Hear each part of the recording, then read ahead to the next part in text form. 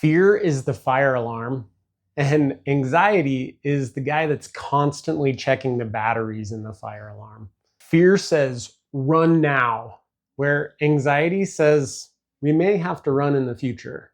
Both fear and anxiety can be helpful and useful to us if they're based in reality.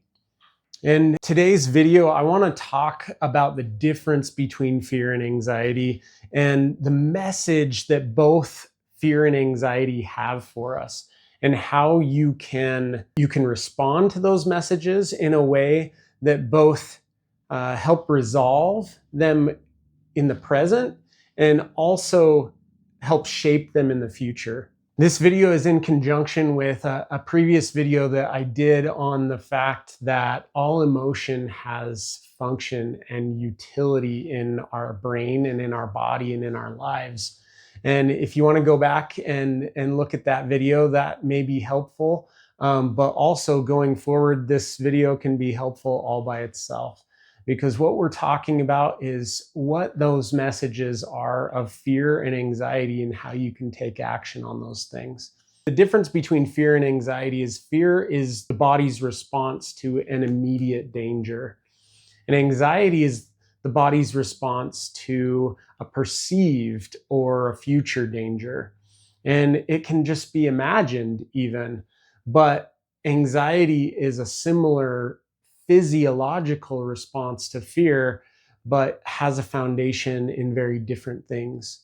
I've created a worksheet that, after we did our video on emotions as an alert system, called Emotions as an Alert System. And you can check it out in the description below. I'll put a link there and you can print it out and take a look at it. It has a description of how emotions are useful as an alert system in our lives, as well as has a whole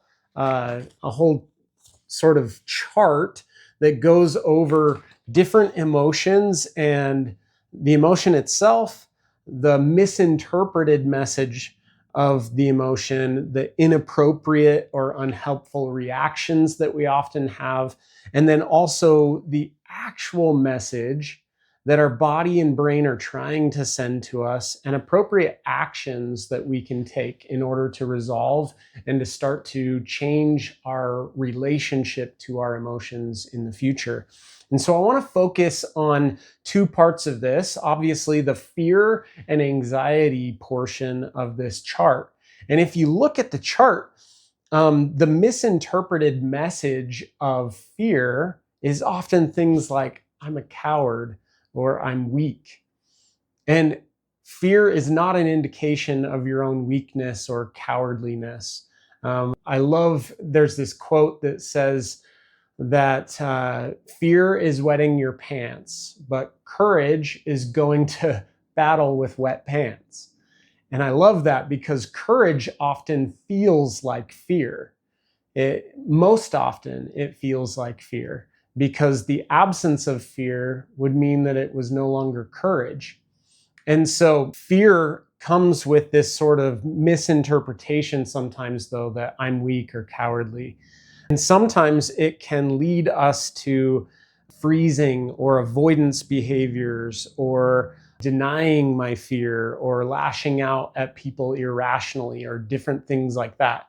And the real message of fear is you're in danger or at risk, and it's time to protect yourself. And so that's a profound message, and that is when your body kicks into the fight or flight, and that is exactly what the fight or flight response in your body and brain are for. And so those are times when we just respond, we react, and we move as quickly as we can. And so here on the chart, I say appropriate actions might include things like assess the threat, seek safety, or prepare for appropriate actions in your life. But anxiety is a whole different monster. And anxiety is interesting because oftentimes people think that it functions just like fear. And because when I walk to the edge of a cliff and I look over to that cliff, I feel all of the body reactions of fear. My heart rate goes up. I might start sweating. My respiratory rate gets slow or faster, and all of those sorts of things. But as I move away from the edge of the cliff, all of those go away. But anxiety is not like that, because it's all based on imagination and interpretation and perception rather than on a real danger right in front of me. And so sometimes anxiety is not a response to an immediate sort of trigger. And so sometimes people will come into therapy and they'll say, I'm anxious for no reason. But that's almost never true. There's things that have piled up in our lives, or there's what if scenarios that are going on in my mind, or there's even just body sensations that are coming up in my body that I'm not tolerating well. And as I do that, I fear, or I have a sense of anxiety about the anxiety itself, the physiological symptoms of anxiety. And as that happens, I can misinterpret my own anxiety as well. It may come with similar types of misinterpretations, things like I'm weak, or I'm irrational, or I'm broken. But the real message of anxiety is something might go wrong. You're anticipating danger or loss or failure, real or imagined. And the prompt, or the thing that it's moving us or motivating us to do, is to identify specific worries and to reality test. Is the danger real? Simply ask yourself that question. Is the danger real? Test our thoughts. Check them against objective realities in your immediate surroundings. Take proactive steps toward protecting yourself or preparing for some danger that might be in the future, or some scenario that you worry about. And so taking proactive action instead of avoiding and ruminating and trying to control everything can be really helpful in resolving, and then also actually shaping how my body responds and how my thoughts continue to go in the future. Because instead of avoiding, I've taken on the challenge and taught my brain, I'm okay. I can handle it. I'm prepared. And so remember that there's a difference between fear and anxiety. And when we get to the anxiety, the message is that something may be wrong.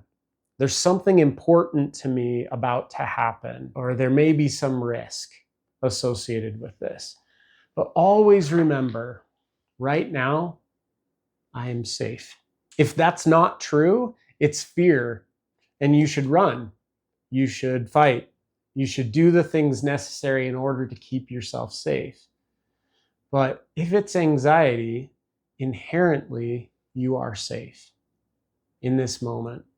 Come back to the moment. Breathe. Relax.